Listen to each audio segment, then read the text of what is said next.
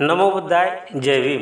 मित्र हो, मागील भागामध्ये आपण भगवान बुद्ध आणि त्यांचा धम्म तृतीय खंड भाग 5 सधम्म म्हणजे काय यामधील मनाची मलिनता दूर करणे याचे वाचन, श्रवण आणि मनन केले होते.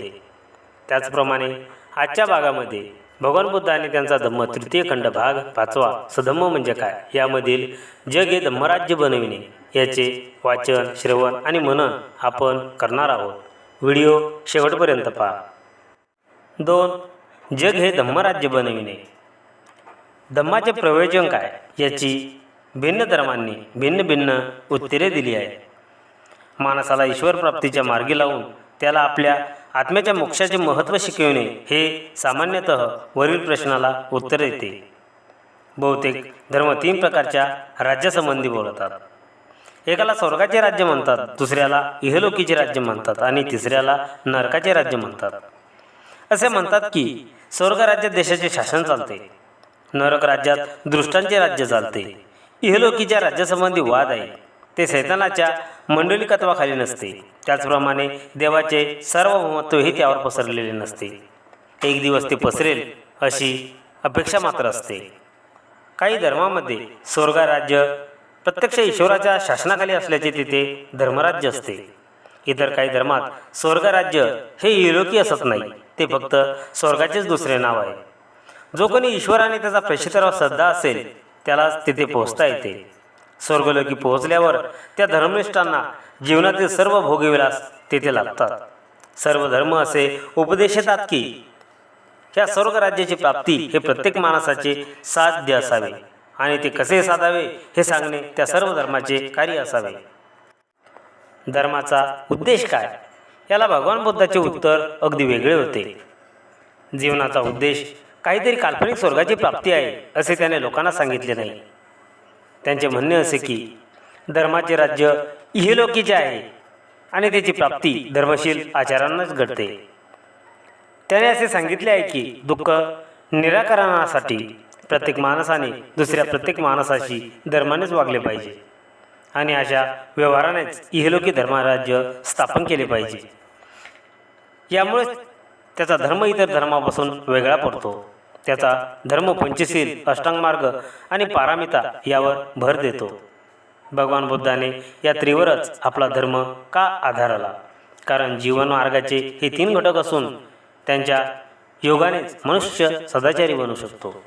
माणसाचे दुःख हे माणसातील अनुचित व्यवहाराचाच परिणाम आहे. हा अनुचित व्यवहार आणि त्यापासून उद्भवणारी दुःखे ही धर्मानेच नाहीशी होऊ शकतात. म्हणूनच धर्माने नुसता उपदेश करून भागणार नाही, तर त्याने माणसाला आपल्या व्यवहारात सदाचाराची किती आवश्यकता आहे हे त्याच्या मनावर पूर्णपणे ठरविले पाहिजे. ही सदाचाराची आवश्यकता माणसाच्या मनावर ठसविण्यासाठी धर्माला इतर काही कार्य करावे लागतात असे तो म्हणतो.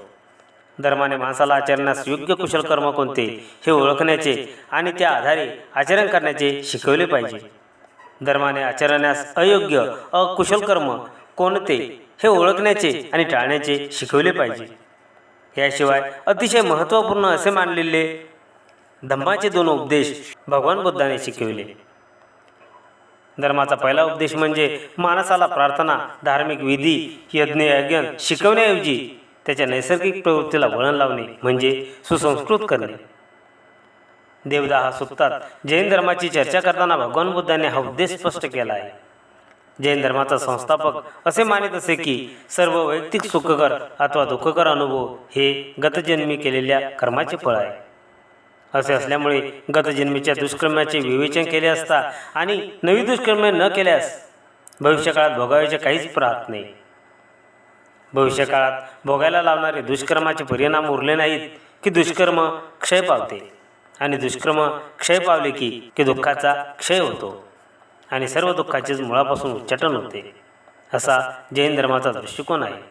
यावर भगवान बुद्धाने असा प्रश्न केला, तुम्हाला असे सांगता येईल का की या इथे आता दृष्टिवृत्तीचा उच्छेद केला की त्या क्षणी तिथे सतप्रवृत्तीची स्थापना होते? याचे उत्तर नाही असेच आहे. तेव्हा भगवान बुद्धांनी विचारले, जोपर्यंत तुम्ही दृष्टवृत्तीचा त्याग करून सतप्रवृत्तीचा अंगीकार करण्याचे मनाला शिक्षण दिले नाही तोपर्यंत गत दुष्क्रमाचे विवेचन आणि नव्या दुष्क्रमाचा प्रारंभ न करणे या क्रियांना काय अर्थ आहे? भगवान बुद्धाच्या मते हा त्या धर्मातील एक गंभीर दोष होता. सतप्रवृत्तीची हीच चिरस्थायी चांगुलपणाचे अधिष्ठान आणि हमी आहे. म्हणूनच भगवान बुद्धाने चित्ताच्या साधनेला म्हणजेच मानसाच्या वृत्तीला सुसंस्कार वळण लावायला अगदी पहिले स्थान दिले आहे. धर्माचा जो दुसरा उद्देश भगवान बुद्ध अत्यंतिक महत्त्वाचा मानतो तो म्हणजे एखादे तत्व उचित म्हणून समजल्यावर जशी कोणी साथी नसला तरी धैर्याने तत्वाच्या मार्गापासून विचलित न होणे. सल्लेख सुतामध्ये भगवान बुद्धाने या मुद्द्यावर भर दिला आहे. तेथे तो म्हणतो, जरी दुसरे लोक हानिकारक वर्तन करीत असले तरी मी काही हानिकारक कृत्य करणार नाही. अशा निश्चयाने तुम्ही आपले मन निर्बल बनवले पाहिजे.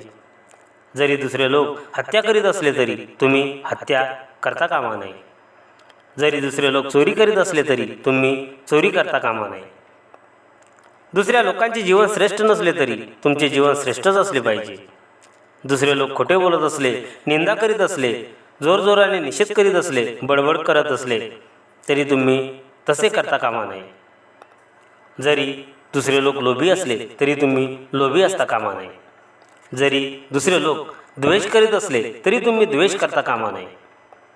जरी दुसरे लोक मिथ्या दृष्टांचे, मिथ्या संकल्पाचे, मिथ्या वाणीचे, मिथ्या क्रियेचे, मिथ्या समाधीचे असे असले तरी मी मात्र सम्यक दृष्टी, सम्यक संकल्प, सम्यक वाणी, सम्यक कर्म, सम्यक आजीविका, सम्यक व्यायाम, सम्यक स्मृती आणि सम्यक समाधी या अष्टांग मार्गापासून विचलित होणार नाही. जरी दुसरे सत्य आणि निर्वाण याबाबत चुकत असले तरी तुम्ही सत्य आणि निर्वाण याच्या मार्गापासून विचलित होता कामा नये. जरी दुसरे लोक आळस आणि तंद्री याच्या अधीन असले तरी तुम्ही मात्र या दोषापासून विमुक्त असले पाहिजे. जरी दुसरे लोक गर्विष्ठ असले तरी तुम्ही मात्र विनम्र असले पाहिजे. जरी दुसरे लोक शंकाकुल असले तरी तुम्ही मात्र निशंक असले पाहिजे. जरी दुसरे लोक क्रोध, द्वेष, मत्सर, कृपणता, लोभ, ढोंग, कपट, निर्बुजपणा, उद्धटपणा, आगाऊपणा, दृष्टसंगत, आळशीपणा, अंधश्रद्धा, निर्लज्जपणा, सत असत, विवेकाचा अभाव, अडाणीपणा, निष्क्रियता, गोंधळ, शहाणपणाचा अभाव इत्यादी दोषांनी युक्त असले तरी तुम्ही मात्र या दोषाच्या विरुद्ध असलेले गुण अंगी बाणविले पाहिजे. दुसरे लोक जरी लौकिक वस्तूंना चिकटून असले, त्यावरील आपली पकड सैल होत देत नसले तरी तुम्ही मात्र अशा वस्तूंना न चिकटता त्यागशील राहिले पाहिजे. मी असे म्हणतो की चेतनाशक्ती विकसित झाल्याने वाणी आणि कर्मच काय तर समग्र विज्ञान जाणीवसुद्धा प्रभावित होते. म्हणून हे चुंद माणसाने करावायचे संकल्प मी जे तैशिलाने सांगितले आहेत ते कराव्यास लावणाऱ्या चेतनाशक्तीचा विकास केला पाहिजे. भगवान बुद्धाच्या मतानुसार धम्माचा उद्देश असा आहे. मित्र, भगवान बुद्ध आणि त्यांचा धम्म तृतीय खंड भाग 5 सधम्म म्हणजे काय यामधील जग हे धम्मराज्य बनविणे याचे वाचन, श्रवण आणि मनन केले आहे.